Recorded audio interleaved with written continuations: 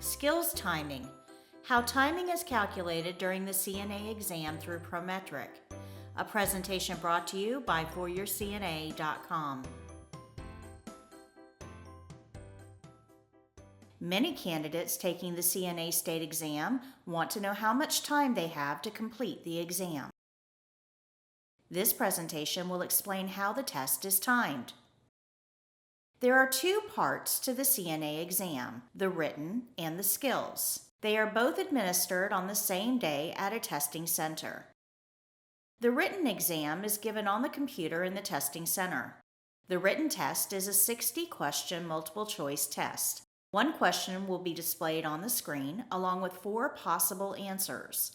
You will have 90 minutes to complete these 60 questions.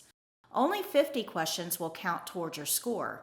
The other 10 are used for research purposes and will not impact your grade at all. However, you won't know which questions count and which don't when you are taking your exam.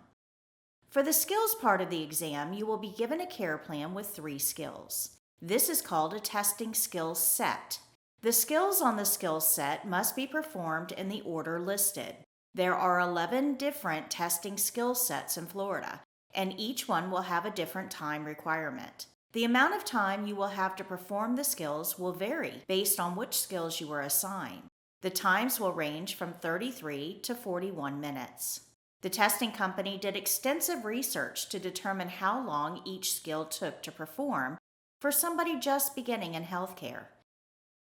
They timed hundreds of testers for each skill and averaged the amount of time it took for that skill. They assigned each skill into one of 4 categories based on how long the skill took.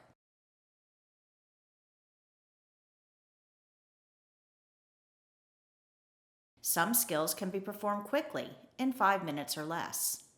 Other skills take a little longer. 2 skills are expected to take almost 20 minutes to perform. The maximum time for each skill is used to compute your total testing time. These individual skills timings are located in our skills book, CNA Skills Made Easy by Patricia Ramsey, RN.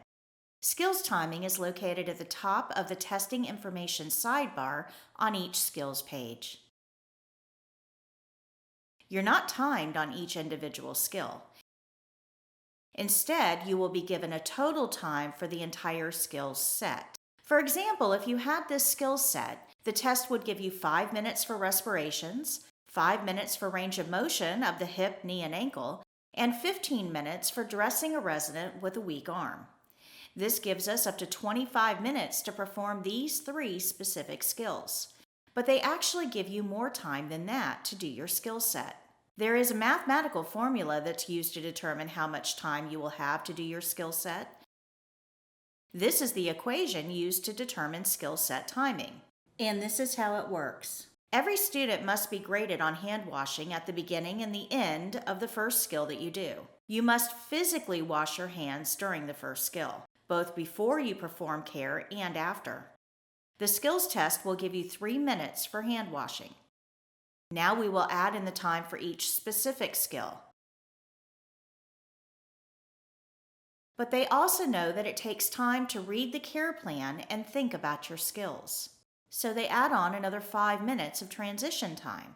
Transition time is additional time granted for reading the care plan, thinking about your steps and making corrections, and transitioning into the next skill. Think of this as thinking time.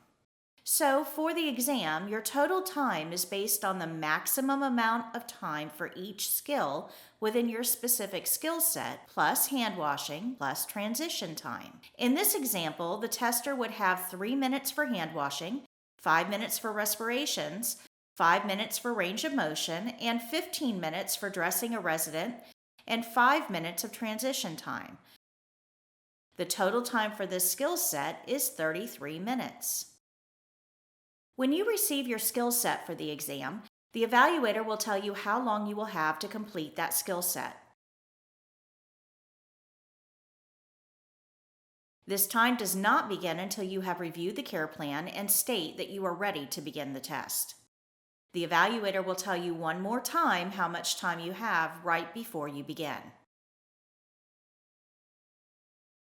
The evaluator will also give you a 5-minute warning when your time is almost up. You must complete your skill set within that time frame.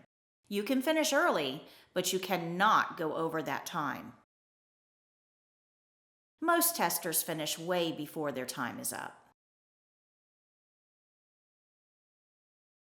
It is not an automatic fail if you run out of time. Any step that you did not have time to do would not get a check mark and would count as a deficiency. So if you get a 5-minute warning, get as many steps in as possible in the last 5 minutes. Make any corrections before your time ends too. Watch our video on corrections for more information on this topic. The corrections video can be found here. I hope this presentation helped you understand how timing works during the CNA state exam. Please feel free to leave any questions in the comments section below.